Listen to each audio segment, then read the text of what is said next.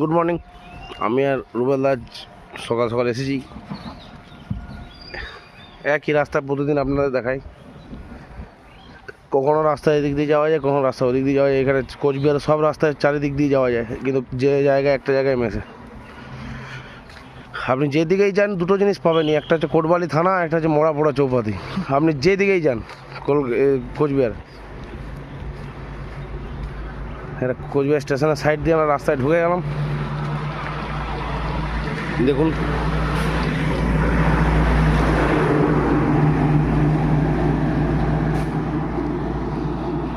সকাল সকাল আজকে সারাদিন একটু সাইডেও ঘোরা হলো, আর এমনিও হলো, মর্নিং ওয়াকও হলো।